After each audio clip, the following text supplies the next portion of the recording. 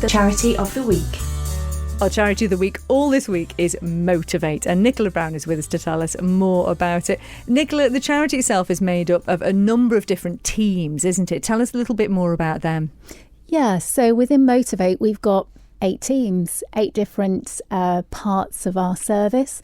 We've got our family service, which is a fantastic team of counsellors who support anybody that's impacted by alcohol, drugs, gambling or gaming.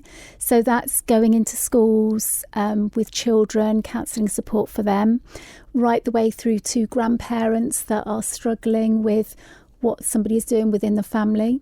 We've got a specialist young person support worker, and he works with young people, as his title would say, and he looks after those people and exploited young people as well. So these are people that are perhaps being exploited for drugs coming into the island, and it's helping to divert them away from that and disrupt the drugs getting into the island. We have a specialist team then that support older people. We've got our peer mentors that do a group called Takeover Tuesdays. We've got one-to-one and group work, which is brilliant because people can pick and choose whatever they'd like to support. If they want to be at Motiv8 every day of the week within group support or for a one-to-one once a week, that is supported by us. We've got that within our 4 walls. And having that sort of support, especially with the groups, is really important, isn't it, for individuals to just keep you busy, keep you around people? Absolutely, yes. So it can be very isolating. We find lots of people come to us and they've become isolated in themselves. So they might still be at work, going to work, functioning like you or I, but behind closed doors, they're struggling with something. And that's where coming to us can help them unravel that and move forward. And as you've just described, you know, you're talking about the different people that you have different teams that work with. This can happen to anyone, can't it? Absolutely. It's not the typical brown paper bag park bench. It's somebody coming along to work in your office, on the shop floor, somebody that you're going to church with. It could be impacting anyone in any one of a number of ways. And it's about supporting anyone that needs that support here on the island. It's really important to us. And as you mentioned before as well, gambling, of course, is a big thing, isn't it? And that is very much something that, you, as you said, you could go to work, you can get home, you can shut the door, be on the computer and could be losing an enormous amount of money and putting yourself and your family at great risk. Absolutely, yes. So, I mean, you know, you've got it in your pocket. If you've got a mobile phone, you've got access to those gambling websites. And for the great news is, for the majority of people, this will never impact them negatively. They might be able to have, go on the national lottery. But for some people, it does tip over the balance and they can get themselves into dreadful sort of situations. And we're about moving that forward past those situations and helping them get through this in the best way possible. But that's for them, and we support the families too. So the family support is really important because it's not just the person at the centre of this. There's all the people around. There's usually 7 or 8 people that surround somebody that are impacted by that substance use or the use of gambling or gaming. And I suppose that's a difficult thing, isn't it? Because in the likes of addictions, it can't really be the family and friends that make that first move. It usually has to be the person themselves. And that must be a difficult thing to admit and stand up and say something about. Absolutely. That very first phone call, that very first point of contact can be so difficult for people. And the great news is, as soon as they make that phone call, they're talking to a counsellor right from the very first call. So they get assessed and chatted to, and if it's appropriate and they want to come in, they can come in and join us. If they want to do something more sort of with groups, they can do that as well. So we've got lots of different ways that people can access our support and change things for them. And they might decide, you know, I'm comfortable now, I'm happy with where I'm at, or they might want to work on themselves some more. We will work with whatever time frame they need. And really important, you've got people on the team as well who have been there themselves and have their own previous experience with addiction. Yes, absolutely. So 47% of our counselling team are workers by experience. So our team have got such a breadth of knowledge, and their counselling qualifications come along with them as well. And they're always continuously training to make sure that they are working with how people are impacted and how things are changing for people in the community now. So it never stops for us. But having that worker by experience as well, people can often see that there isn't this barrier to that support, because this person has seen where I'm coming from and they've come through it. Because you give hope at that point, which is something that people may not feel that they've got before they make that first phone call. But the transformations are unbelievable. Oh, I bet you must hear some really sort of encouraging stories from people, and just it must be quite a moving job, an emotional job to be part of. It is. And our team are fantastic with that. At the end of the day, the people that do the real work are those that come in. So they are changing their lives with the support of our team, and that is what Motiv8 is all about. And you did mention earlier as well the fact that obviously you have specialists that deal with young people. How much of an issue is this for young people with regards to addiction on the Isle of Man? So yes, so our young people can be, it's their own use of a substance or alcohol, or they're gaming a lot, because gaming, although it's a great pastime and it's a way that young people sort of maybe get together when it's a cold and windy day here on the island, it comes with its own problems and issues as well. So it's about educating, and that's why we go into the schools. So we go into year sixes to talk to them about gaming and how that might look for them, and what they're playing on, and how to keep themselves safe.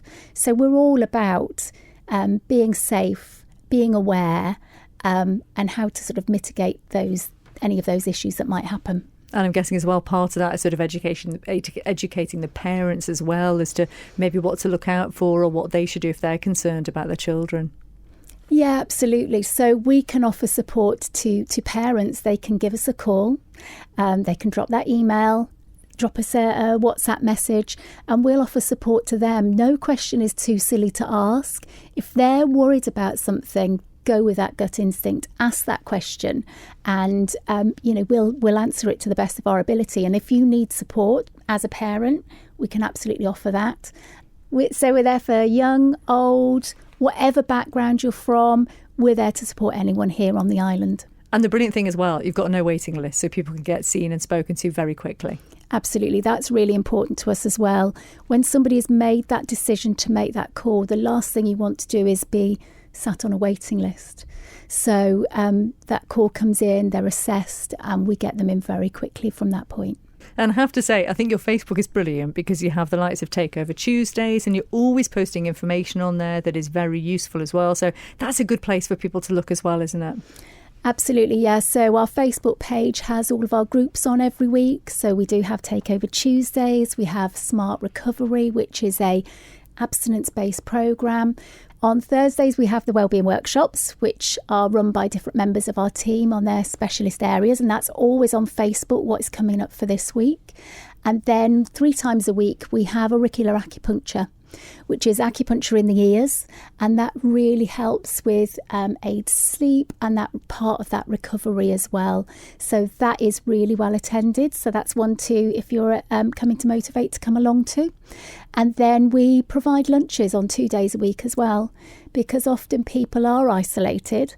They don't feel they can go out. And just being able to come in and grab a sandwich or a jacket potato or whatever is great. So that's very much an open space for people to just come along and chat. And one of the things that it says on your website, Nicola, is that Motiv8 is about helping us change our relationship with alcohol, drugs, gambling and gaming. I think that terminology is very interesting.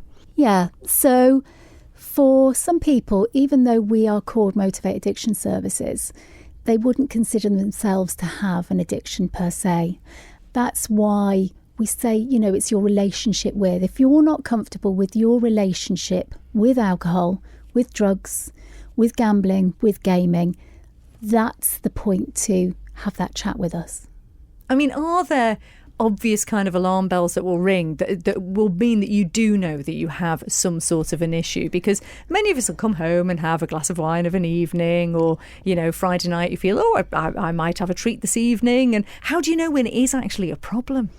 Yeah, it's difficult to say because everybody is different. But if it becomes somewhere where you can't not do something, I have to play on this bingo website tonight, or I need that drink. You know, it's not just I'm going to relax tonight with that drink on a Friday night with friends. You need to drink that alcohol. That's where we'd say the relationship probably has become a bit skewed. And it is, I should say, it is that time of year. It's starting to get shorter days, darker nights. It's leading into the likes of Christmas, and then we've got the new year. This, I'm assuming, is one of those times where it's particularly difficult for someone who may have an addiction, especially when it comes to alcohol. Yeah, absolutely. It's that time of merriment, and, you know, the gifts at Christmas often involve a bottle of something sparkly. But we'd ask, maybe you think about that. You know, if you're doing something for a work colleague, maybe think about doing something other than alcohol as a gift. You know, chocolates. I always love a box of chocolates, don't we all? But it's choosing different things and things that could replace that alcohol, just to be a little bit more mindful. And if somebody says, no, I don't want to drink, thank you, then absolutely that's their prerogative, and just respect that and, you know, get them that soft drink that they're looking for. And one of the things that it says on your website, Nicola, is that Motiv8 is about helping us change our relationship with alcohol, drugs, gambling and gaming. I think that terminology is very interesting. Yeah, so for some people, even though we are called Motiv8 Addiction Services, they wouldn't consider themselves to have an addiction per se. That's why we say, you know, it's your relationship with. If you're not comfortable with your relationship with alcohol, with drugs, with gambling, with gaming, that's the point to have that chat with us. I mean, are there obvious kind of alarm bells that will ring that will mean that you do know that you have some sort of an issue? Because many of us will come home and have a glass of wine of an evening, or, you know, Friday night you feel, I might have a treat this evening. And how do you know when it is actually a problem? Yeah, it's difficult to say because everybody is different. But if it becomes somewhere where you can't not do something, I have to play on this bingo website tonight, or I need that drink. You know, it's not just I'm going to relax tonight with that drink on a Friday night with friends. You need to drink that alcohol. That's where we'd say the relationship probably has become a bit skewed. If there are people listening now that are hearing this, are thinking, I think I might have a bit of an issue, I'm struggling a little bit, what is the first thing they should do, Nicola? Go to our website, have a look on our Facebook page and contact us. Don't be afraid of making that first call. It's really important that you do that, because you might come away from that first call with such a huge sense of relief of doing it. It's very common for people to just break that ice and be able to get through that first call and then come in for their first appointment. Our building is completely got nothing on the outside of it at all. It's a very plain building. Nobody knows you're coming in to see us. You come in through the first door, then you ring a bell. There's no waiting room, so nobody will see you around that building if you're there for a one-to-one appointment. So important, the confidentiality in circumstances like this, isn't it? Absolutely. We are an island. Everybody seems to know everybody, don't they? But it's important we talk about reducing that stigma as well. There shouldn't be a stigma that surrounds this, but there still is. And it's about trying to reduce that in the best way possible. Talking about it, things like this are great. And talking about it, you know, at home, at work or wherever, just to remove those barriers. And you've got a fabulous community of people, haven't you, who are so supportive of each other. Yeah, absolutely, we have. And if you think about the fact that since 1978, we have had over 18,000 people through the doors for support. It's a big number, but that number grows every year. So last year we had 702 new referrals into the service, right the way across the service, with the biggest ones being for young people and for the family service. So those numbers are growing constantly for us, which is why it's so important that we're there. Great that we're Charity of the Week, and people to know who we are, support us and allow us to support them too. Which in some ways it's a scary number, but that does mean that those people are coming to you. Yeah, absolutely. So it is, again, I'd say it's that most important first step. And I'd encourage anybody, if they want to have a conversation, please do pick up that phone, talk to us. Just remind us what the number is, Nicola. So the number, it's a free phone number. So it's 0808 1624 627. The Charity of the Week, brought to you by Keller Properties.